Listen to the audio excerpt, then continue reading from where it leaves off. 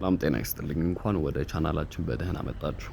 ዛሬ በቪዲዮአችን ይዘንላችሁ የቀረብነው በአዲስ አበባ ከተማ ትልቅ የትራፊክ እንቅስቃሴ የሚካሄድበት በ18 ማዞሪያ አካባቢ እየተከናወነ ያለውን ታላቅ የመንገድ ማዘመንና የኮሪደር ልማት ስራ ነው። ቀደም ሲል የነበረው የቀለበት መንገድ ሙሉ በሙሉ ተነስቶ ከ18 ወደ ላይ ወደ ዊንጌት እንዲሁም ወደ ታች ወደ ጦር ኃይሎች የሚወስደው ዋና ዋና መንገዶች በዘመናዊ መልኩ እንደ አዲስ እየተገነቡ ይገኛሉ። ልክ እንደ ቦሌ አትላስ መስመር ሁሉ በርካታ ሌሎች ያሏቸው የትራፊክ ፍሰቱን የሚያሳልጡና ለእግረኞች ምቹ የኮሪደር ልማት ስራዎች እየተከናወኑ ነው። የዚህ ፕሮጀክት አሁናዊ ደረጃ ምን ይመስላል? ዝርዝሩን አብረን እንመለከታለን። በ18 ማዞሪያ አካባቢ ፈጠረው የነበረው የትራፊክ እግድና መጨናነቅ ከአዲስ አበባ ዋና ዋና የትራንስፖርት ማነቆች አንዱ ነበር። ከአያት፣ ከዊንጌት፣ ከጦር ኃይሎችና ከአምቦ መንገድ የሚመጡ ተሽከርካሪዎች በዚህ አደባባይ ላይ ይገናኙ ስለነበር በሰዓታት የሚቆጠር ሰልፍ ይፈጠር ነበር። አሁን ግን ከተማ አስተዳደሩ የነበረውን አሮጌ ቀለበት መንገድ ሙሉ በሙሉ በማንሳት የመንገዱን ስፋትና ጥራት በከፍተኛ ደረጃ የመቀየር ስራ እያካሄደ ይገኛል። ቦታው ላይ ስንደርስ እንደሚታየው አፈሩ ተቆፍሮ የመሰረተ ልማት ዝርጋታዎች ተስተካክለው ወደ አስፋልት ንጣፍና ሌን መለያ ስራዎች እየተሸጋገረ ነው። በተለይም ከ18 ማዞሪያ ወደ ላይ ወደ ዊንጌት የሚወስደው መስመር ሰፊ ባለ ብዙ ሌን መንገድ ሆኖ እየተገነባ ነው። ይህ መስመር የሰሜንና የምዕራብ አዲስ አበባን የትራፊክ ፍሰት የሚያገናኝ በመሆኑ የመንገዱ መስፋፋት የከባድና የቀላል ተሽከርካሪዎችን እንቅስቃሴ እጅግ ቀልጣፋ ያደርገዋል። በተመሳሳይ ከ18 ማዞሪያ ወደ ታች ወደ ጦር ኃይሎች የሚወስደው መንገድ በተመሳሳይ መልኩ የጎን ስፋቱ እንዲጨምር ተደርጎ እየተሰራ ነው። የመንገዱ ዲዛይን ልክ እንደ ቦሌ አትላስ ኮሪደር ሁሉ የብስክሌት መንገድ፣ ሰፊ የእግረኛ መሄጃና አረንጓዴ ስፍራዎችን ያካተተ ዘመናዊ መልክ እንዲይዝ ተደርጓል። የቀለበት መንገዱ መነሳት ዋና ዓላማ በተሽከርካሪዎች መካከል የሚፈጠረውን የመጠባበቂያ ጊዜ ድላይ ታይም ማስቀረት ነው። በአዲሱ ዲዛይን መሰረት ተሽከርካሪዎች አደባባይ ላይ ቆመው ሳይጠብቁ በቀጥታና በተሳለጠ ሁኔታ ወደሚፈልጉበት አቅጣጫ ማለትም ወደ ዊንጌት፣ ጦር ኃይሎች ወይም አምቦ መስመር መታጠፍ ይችላሉ። በግንባታው ቦታ ላይ በርካታ ከባድ የኤክስካቫተር፣ የዶዘር እና የአስፋልት ንጣፍ ማሽኖች ቀን ከሌት እየሰሩ ይገኛሉ። የፍሳሽ ማስወገጃ ቧንቧዎች፣ ድሬኔጅ ሲስተም እና የመብራት ምሰሶች ዝርጋታም ጎን ለጎን እየተከናወኑ ይገኛሉ።